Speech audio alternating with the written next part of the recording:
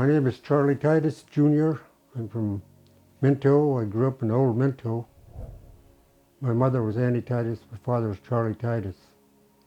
My grandpa, Titus John, Charlotte Titus, they were from Old Minto and Tanana. The time I was growing up, I was a little boy, I used to watch the elders build everything. Birch bark canoe, sleds, snowshoes. And the sled was a tool that was necessary for them. There's a long history about it. A lot of it was toboggan style to pull. And they didn't have dogs at the time. I mean, they pulled their load. They were nomadic people. And they followed the caribou and moved back to the river during the summer for the fish. So the canoes were their means of transportation.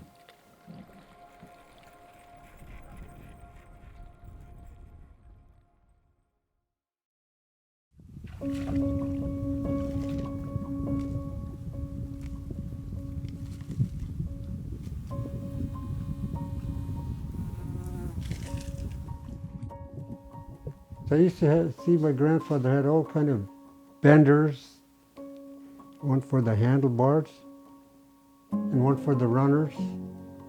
Everything was by axe or knife or, flint. The skins they had to tan before they attached for the sides. And everything was tied together with strips of babiche hides from the caribou or moose. But I used to see them work into the night. I used to work into the night by gas lamp, mind you, and their candles. And I always wonder about how much time it took for him to do that. But he did it.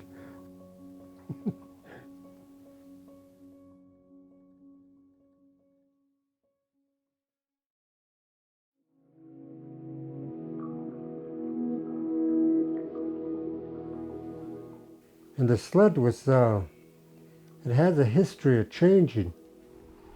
Eventually, dog team came in, and they had to develop some kind of freight sleds that haul heavy loads, because they had to go long ways.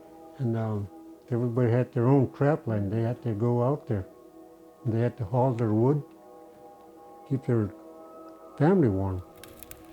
And they had to reinforce their sleds, because if you break a sled, that's full day work, and then the animals will go ahead of you. You'll use your livelihood, so you had to have a good sled. And these guys that were mail runners, they developed their freight sleds because they had to go long ways. And then the dog races started. They developed a different sled. Race sleds, lighter, more flexible, and easier to handle. And it just evolved into the modern sled.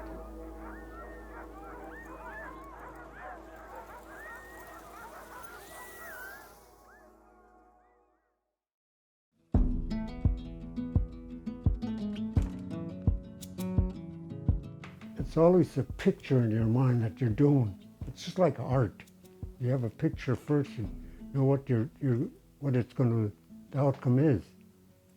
And a lot of times it change. Yeah, it does. And the first one didn't look very good. Turned out the way I wanted it, but then over time, you develop. You get good at it, you're not an expert, but you know what to do. The process of building the sled is selecting the wood, the birch. And this part is not an easy process. Maybe you get one good birch out of 20, 40 trees. It's like like a scavenger hunt. You gotta find a good birch, and it takes time. We're fortunate that in the interior, our birch, it's flexible from the wind and the season. We have good season in the warm season in order for it to grow. And, you can get it any time of the year.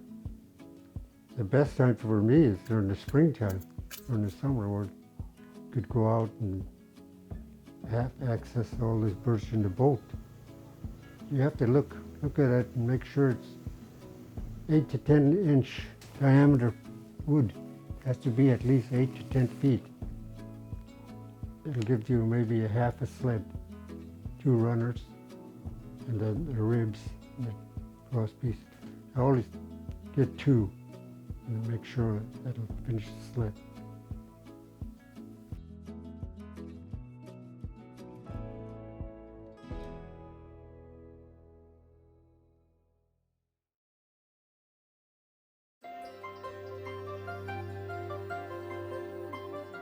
My grandfather, they didn't have the power tools they have now.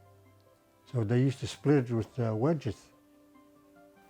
Make 4 pieces out of it. Now you just use a chainsaw. They have a saw and a little bit of care. Makes the process so much easier. If you do it while it's green, it shrinks a lot. It's better to let the wood dry than work with it. So your measurements, or else you have a real light sled. So, and you use the core, it'll turn out like this. See hardly any knots in here. And you use the grain's got to be going crossways. See how the grain is in here? You can't do it the other way or split. Then you start shaping it. It's planing it, sawing it, and then bend the runners, and the brush bow too. You have to steam it so the bend forms and stay that way. So don't bend back. But I have an old style wood steamer outside that I use. And it's pretty simple. Over for the fire. And you steam it for a while. Fill this with water. Start boiling for about maybe half hour, and then it's easier to bend. That runners over there will take about 10 days to 2 weeks for it forms. So everything has to be dried before you start putting it together. And this, people like to call it a jig, you know. You put your runners in there, then you bolt it down, and you could work easier with it. And you got handlebar, false runners, and cross piece, and ribs, and headboard. The stanchions you measure how high you want it or how low you want it. I'll say one sled to a big freight sled, if you have everything bent, it'll take about a month. Some people do even faster, but all depends on how soon you need it. That's the first one I built in 1980. And I don't know how many miles it got. And this I built a couple of years ago, just for Christmas present. You just got to do it. There's no, a person could teach you. I could teach someone if they want to learn, but they're going to have to do it just like anything. It's like driving. You got to just get behind the wheel and drive. The same thing.